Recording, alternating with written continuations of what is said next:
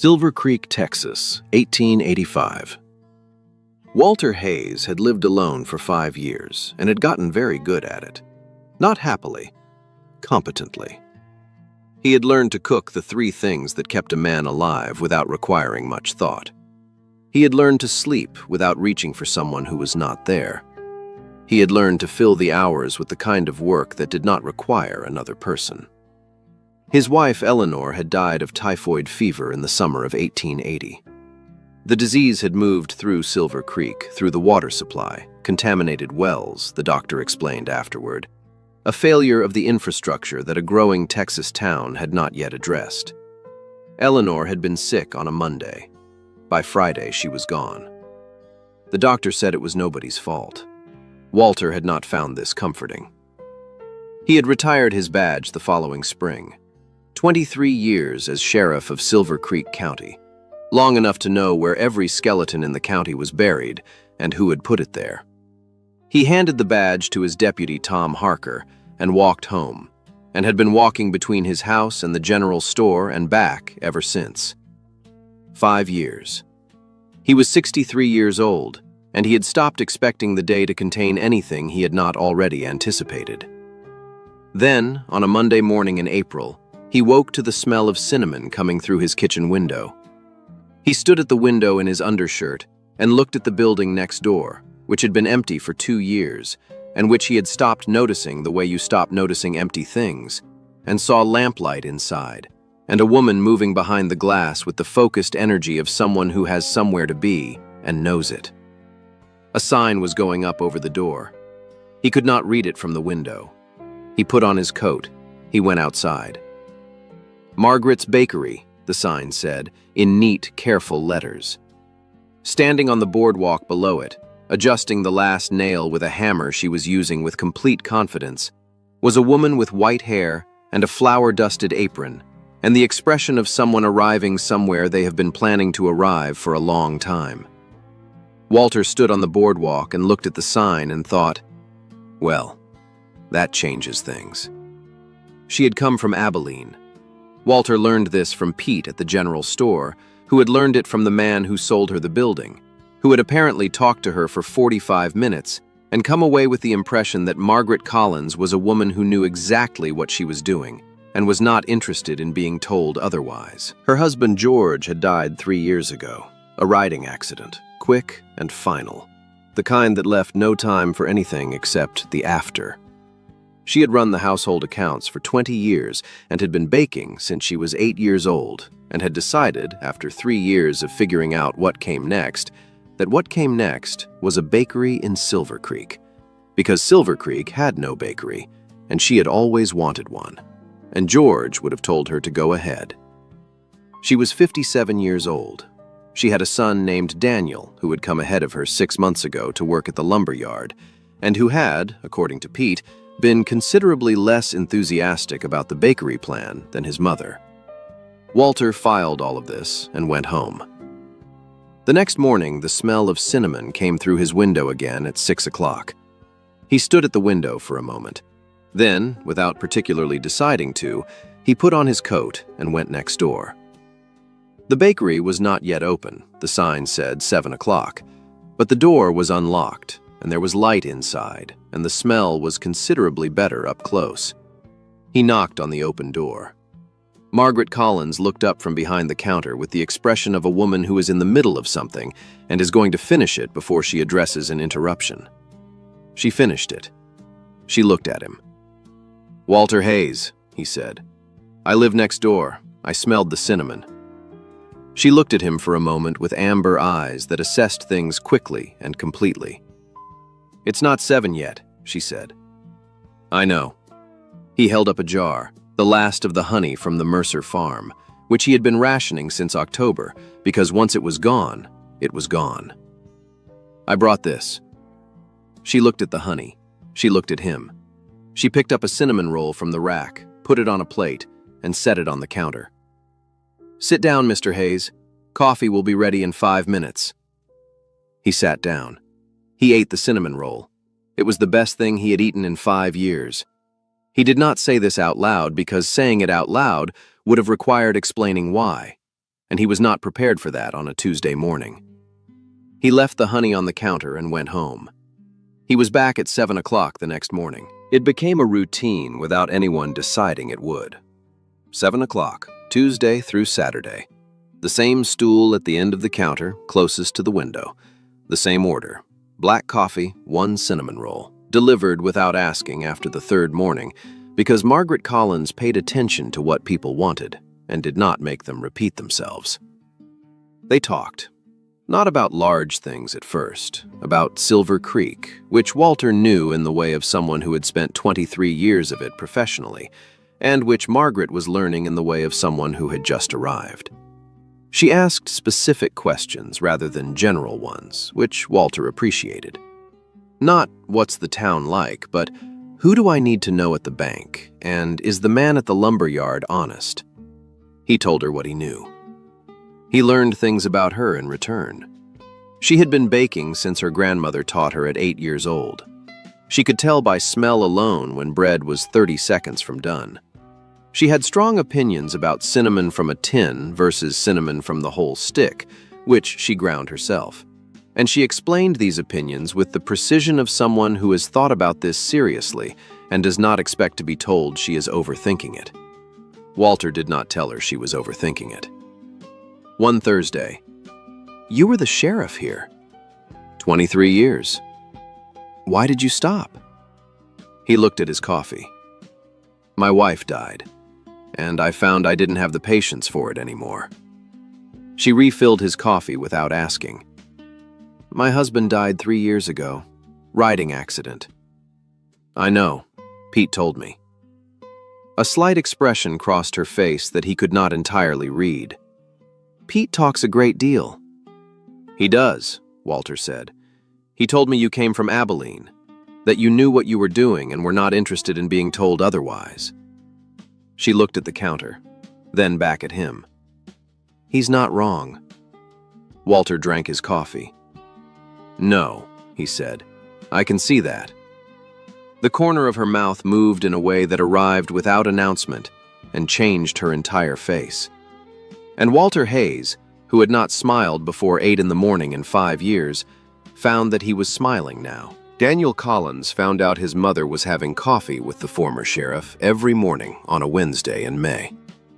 He found out from the lumberyard foreman, who had mentioned it to someone, who had mentioned it to Daniel, who arrived at the bakery at 7:30 with his arms already crossed. Margaret was behind the counter. Walter was on his stool. The morning had been pleasant. Daniel looked at Walter. Walter looked at Daniel. Margaret looked at both of them with the expression of a woman who has been a mother for 32 years and recognizes the specific quality of a situation that is about to require management. Daniel, this is Walter Hayes. He lives next door. I know who he is, Daniel said. Mr. Hayes? Daniel, Walter said. Mama, can I speak with you? You're speaking with me now. She put a cinnamon roll on a plate and slid it across to Daniel. Sit down. Daniel sat. He did not touch the cinnamon roll. He looked at Walter. Walter looked at his coffee. The 3 of them occupied the bakery for approximately 10 minutes. Margaret talked about the morning's bread. Daniel asked questions about the bakery accounts that were clearly not about the bakery accounts. Walter drank his coffee and said nothing, which was what the situation required. When he stood to go, he put his money on the counter and nodded to Daniel. Good to meet you. He meant it. Daniel nodded once, all he was willing to give. Walking home, Walter thought, that boy is not protecting his mother from me. He's protecting her from losing someone again. He remembered being 32 and afraid, not of the same things, but afraid in the same way, with the same inability to name it correctly. He did not hold it against Daniel. He simply noted it and continued going to the bakery every morning, because the cinnamon rolls were ready at 7 and Margaret Collins was behind the counter, and those 2 facts together were worth considerably more than Daniel Collins's crossed arms. Silver Creek noticed. Walter Hayes on a stool at Margaret Collins's counter every weekday morning was noticed within the week and discussed within the fortnight. Martha at the dry goods store said he looked better than he had in years. Reverend Cole said it was good to see him getting out. Harlan Briggs said something at the bank that Walter did not hear directly, but that Pete reported, that it seemed a little late in the day for the old sheriff to be making social calls. Delivered in the tone of a man who considers himself a wit. Walter had known Harlan Briggs for 23 years. He did not like Harlan Briggs. This was the accumulated feeling of a man who had spent 2 decades watching someone operate at the edges of legality with enough intelligence to stay just inside the line. Briggs ran the Silver Creek Savings Bank, sat on the town council, had donated the clock in the church tower, and was respected by everyone who had not spent 23 years watching him. The mining claim dispute of 1879 resolved in Briggs's favor after the other man inexplicably dropped his case. The cattle operation that folded 2 years ago, Briggs acquired the property at a price that bore no relationship to what the land was worth. 2 unexplained deposits at the bank in amounts that did not correspond to any transaction Walter could trace. 23 years of watching. Never enough evidence. He thought about these things on the walk home from the bakery, and then he stopped thinking about them because he was retired and it was not his job anymore. He thought about them again, briefly, in November, when a Wells Fargo agent came through Silver Creek asking quiet questions about a gold shipment route that would pass through the county the following summer. He filed this without deciding to file it. The habit of 23 years did not stop just because the badge was in a drawer. Before we go on, I want to ask you something different today. Most of you listening right now are somewhere in the middle of something. Maybe you're driving. Maybe you're cooking or folding laundry or sitting on a porch watching the evening come in. That's what Forever on the Frontier is for. If this story is keeping you company today, leave a like. It means more than you know. And tell me in the comments, what are you doing right now while you listen? I genuinely want to know. Now let's get back, because the Wells Fargo shipment is 3 weeks away, and Harlan Briggs has been making plans. The campaign against Walter was not cruel. Daniel Collins was not a cruel man. Walter had understood this from the first Wednesday morning. He was a frightened man, doing frightened things, which looked like obstruction from the outside, but was something more specific and more forgivable on the inside. He started appearing at the bakery 3 mornings a week. He would sit 2 stools from Walter and talk to his mother about lumberyard business and family matters, and his presence made Walter's presence into something that required justification rather than something that simply was. Walter did not justify himself. He drank his coffee and paid for his cinnamon roll and said good morning to Daniel and left when he would have left anyway. One morning in June, Margaret walked Walter to the door while Daniel was occupied with the bread order. "He's not a bad man." "I know. He lost his father 3 years ago. He's afraid of losing me, too." "That's a reasonable fear," Walter said. "What he's doing with it is less reasonable." She looked at him. He looked at her. "I know," she said. "I'm working on it." He put his hat on. "Take your time. I'm not going anywhere." She looked at him for a moment, at the gray hair and the lines around the eyes, and the man who had been on the same stool every morning for 2 months, and had never once said anything that wasn't true. "Walter," she said.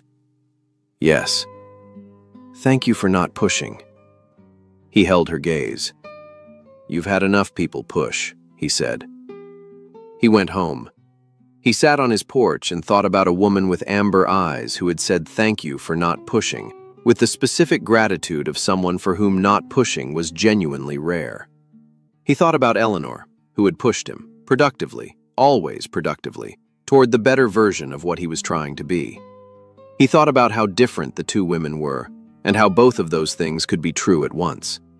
He went inside and made his dinner, and did not reach for someone who was not there, which was something he had learned to do.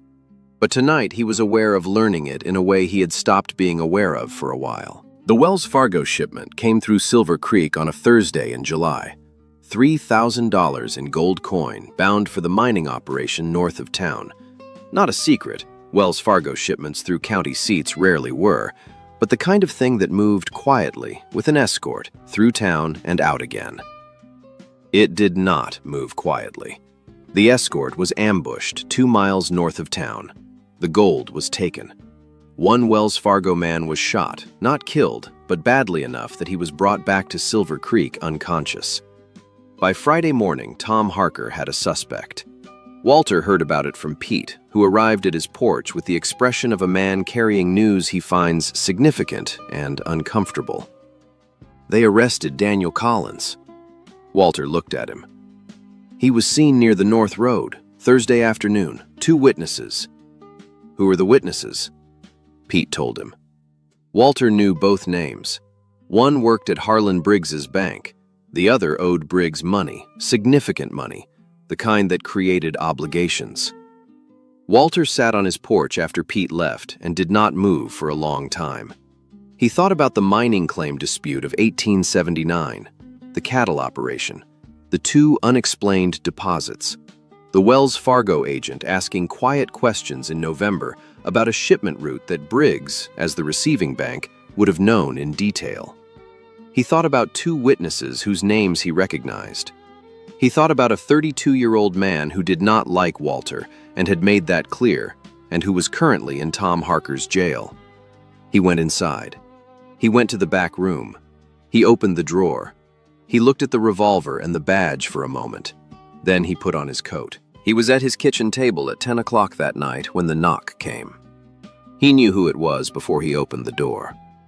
Margaret Collins was standing on his porch in her good coat, the one she wore to church, which meant she had come in a hurry and grabbed what was nearest. Her white hair was not entirely pinned. Her amber eyes had the specific quality of someone who has been crying and has stopped because there is something more urgent than crying. He stepped back from the door. "Come in. Mind the step." She sat at his kitchen table. He put the kettle on because the kettle was something to do while she found the words. She told him what she knew, what Tom Harker had told Pete, which was the official version. Daniel seen near the North Road. 2 witnesses. The gold unaccounted for. Tom was a decent man doing his job, and the evidence as presented was sufficient. She told him she knew Daniel hadn't done it. Not with certainty, with the knowledge of a mother who knows her son's particular kind of trouble and what it looked like, and this was not it. Walter poured the tea. He sat across from her. "I know the witnesses," he said. "Both of them have connections to Harlan Briggs. One works at his bank. One owes him more money than he can repay." She was very still. Daniel was in the wrong place. Briggs needed someone to be in the wrong place, and Daniel provided it. "Can you prove that?" "Not yet, but I know where to look." She looked at her hands on the table. "Walter, I know you're retired. I know Daniel has been—" She stopped. "He hasn't been kind to you." "No. And I'm asking you anyway." He looked at her across his kitchen table. He stood up. He went to the back room. He came back with 2 things: the revolver, cleaned and loaded, and the badge Tom Harker had offered to return 3 times, and which Walter had declined 3 times, and which he had kept in the drawer anyway. He set them both on the table. He looked at them for a moment. He thought about Eleanor, who had died of typhoid fever in the summer of 1880, and who had told him once, when he was considering whether to run for a 3rd term, that the law was not the only reason he did the work, that he did it because he could not help himself, because something in him was built for reading situations and finding what was wrong and setting it right. She had not meant it as a criticism. "I'll start in the morning," he said. He started with the Wells Fargo man. Jesse Calder was conscious by Saturday morning. Not well, but conscious, and in the specific state of someone who has survived something serious and has not yet decided what to do with the surviving. Walter sat beside his bed at Doc Elam's office and asked the questions he had been asking for 23 years, the ones that went sideways at the right angles. Calder remembered one thing that had not made it into the official account. The men who took the gold had known the route. Not the general route, the specific stopping point. That information had been in the Wells Fargo Company manifest and in the communication between the company and the receiving bank. Harlan Briggs's bank. Walter went to the first witness, the man who owed Briggs money. He went as Walter Hayes, who had known this man for 20 years and sat on his porch and talked about nothing consequential for 30 minutes before asking, in the tone of a man asking about whether the debt to Briggs had been adjusted recently. The man's face answered before his mouth did. The second witness was harder. He worked at the bank and had more to lose. Walter went instead to the man's wife, who had grown up in Silver Creek and had known Eleanor Hayes, and who sat with Walter in her kitchen and listened to what he was not quite saying, and understood it, and told him where her husband had actually been on Thursday afternoon. It was not near the North Road.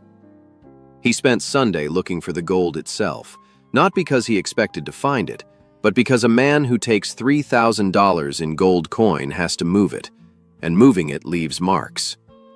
He found the marks. Not the gold, the marks. The specific disturbance of the ground behind the Briggs property. Fresh-cut lumber in the equipment shed at the bank, the kind used for crating. A conversation between two of Briggs's men that Walter overheard from a position he had learned about in 1871. By Sunday evening, he had enough. Not to convict, that required a judge and a process, but enough to take to Tom Harker. He had sent a rider to Judge Whitfield in Presidio on Saturday morning, before he had talked to the witnesses, because 23 years of doing this work had taught him that preparation was not presumption. It was respect for the people who needed the outcome. Tom Harker was not a corrupt man. Walter had known this for 23 years, had chosen Tom specifically because he was not a corrupt man. Tom was decent and methodical, and had made the arrest of Daniel Collins in good faith on the evidence presented. When Walter laid the evidence on Tom's desk on Sunday evening, Tom listened without interrupting. He was quiet for a long time after. The witnesses. One was coerced by the debt, Walter said. The other was in Abilene on Thursday. His wife will testify to it. The gold. Moved from behind the Briggs property. The crating lumber is in the equipment shed at the bank.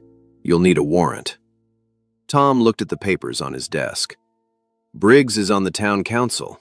He donated the church clock. I know. Tom looked at Walter with the expression of a man measuring what he is being asked to do and finding it large, but not impossible. I'll need a day. The judge. Judge Whitfield is in Presidio. He can be here Tuesday. I sent a rider Saturday morning. Tom looked at him. Before you talk to the witnesses. Before I talk to the witnesses, Walter said. Tom was quiet for a moment. Walter. Yes. You should have been sheriff for another 20 years.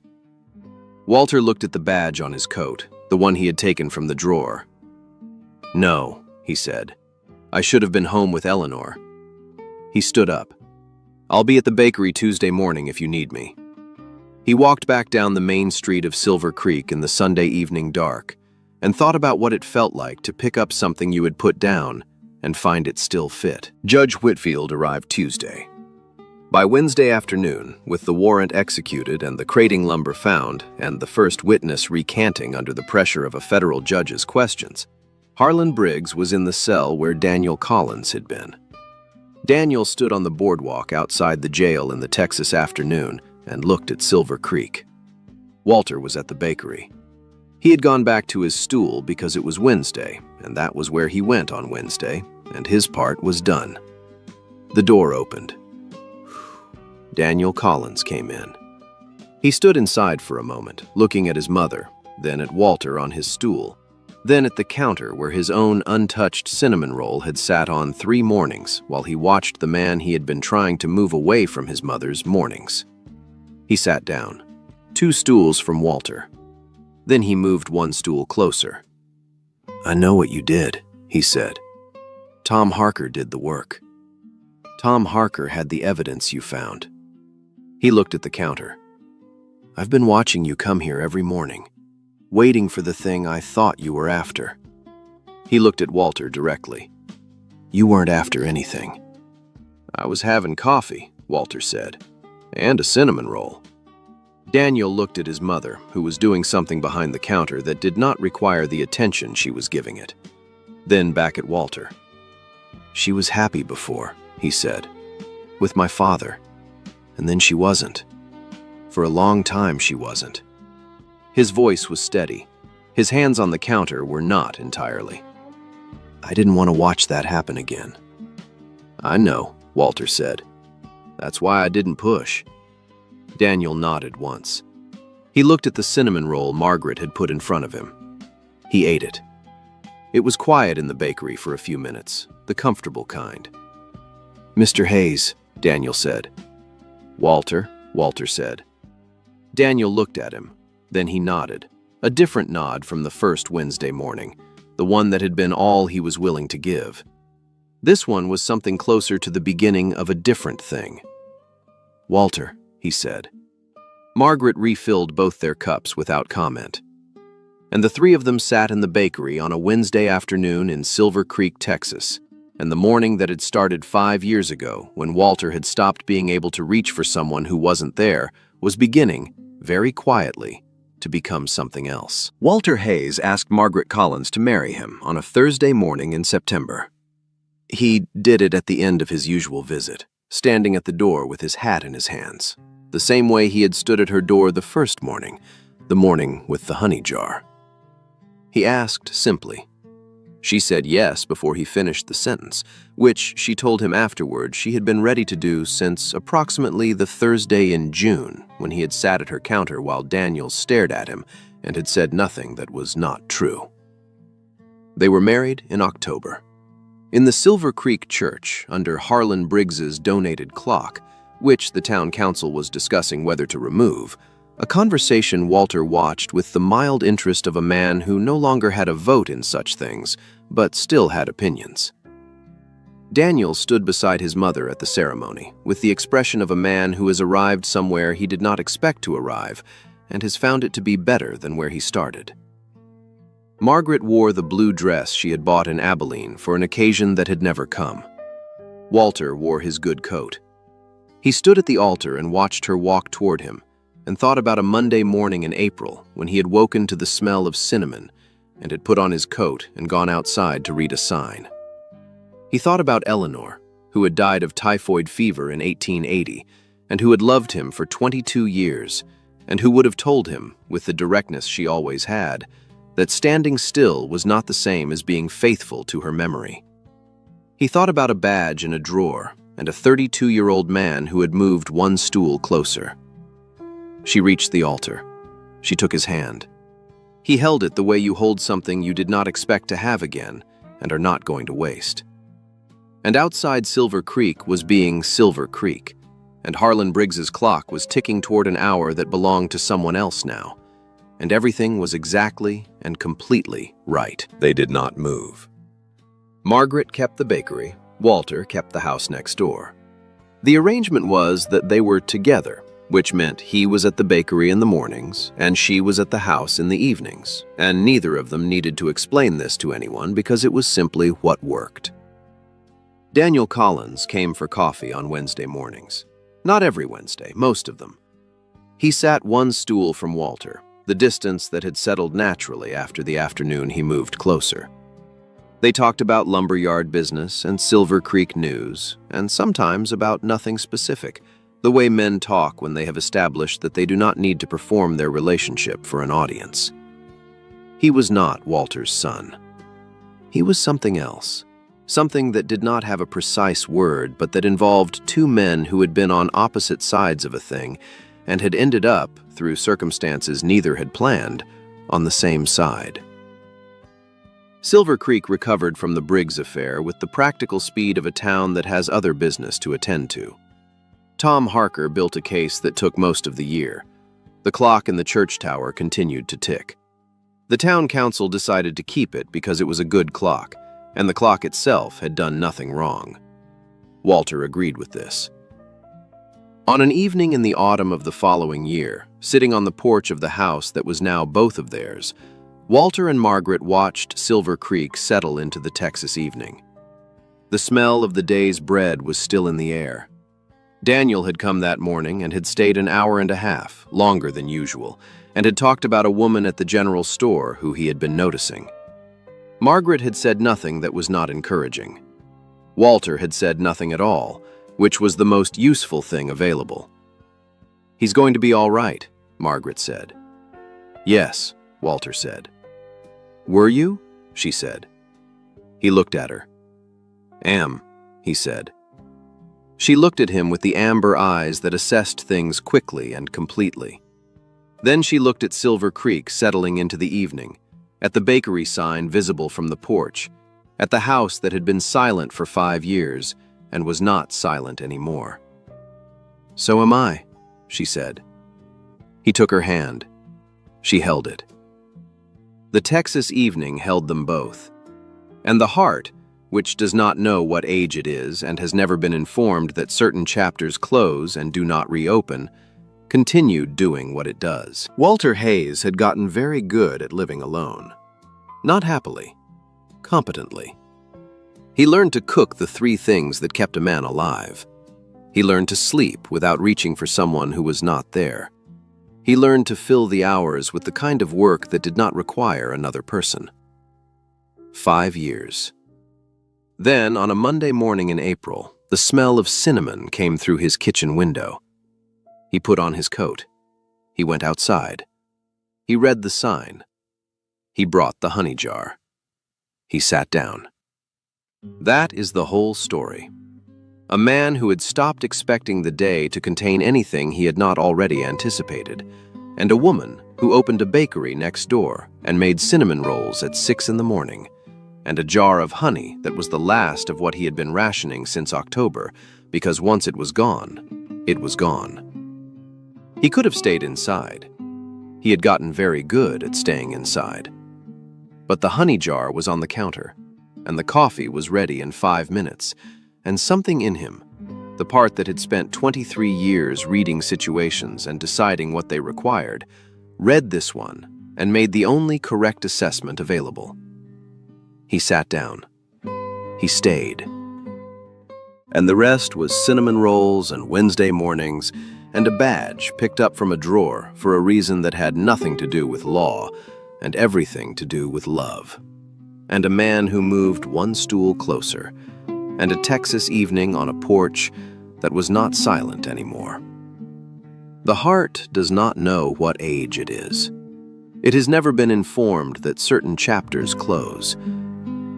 Sit down. Stay. May God bless each and every one of you who listened today. Until next time, keep writing.